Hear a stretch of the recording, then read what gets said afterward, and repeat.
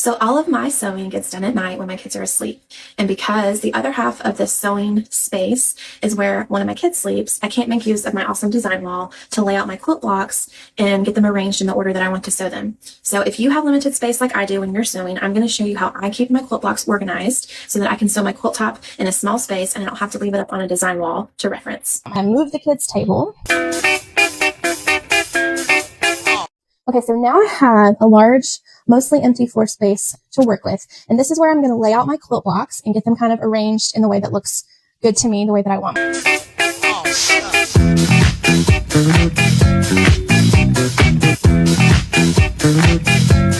If you're looking at the quilt, this would technically be your left. But I stack them from this way to this way. And I'll show you why I do that when we get to the sewing machine.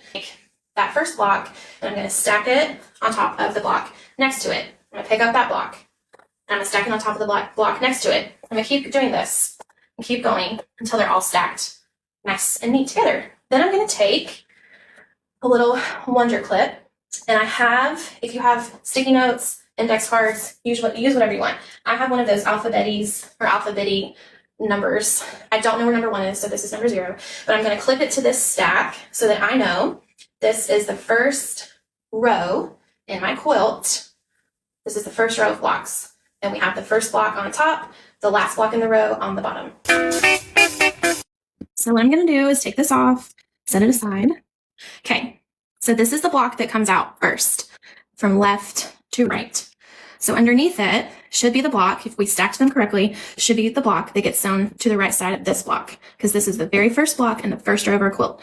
So I'm going to take these right sides together, just like that, and sew. Have been sewn together.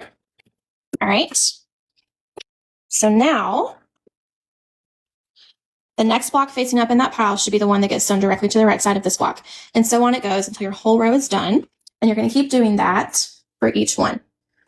So I hope this little tutorial about how to stay organized when you have a small sewing space helped you. Maybe it encouraged you to realize that you don't have to have an entire room dedicated to your hobby or craft. You can stay organized and make it work for when you need it to work. And if y'all have any questions or if you have any other suggestions, drop them below in the comments. Thank y'all for being here.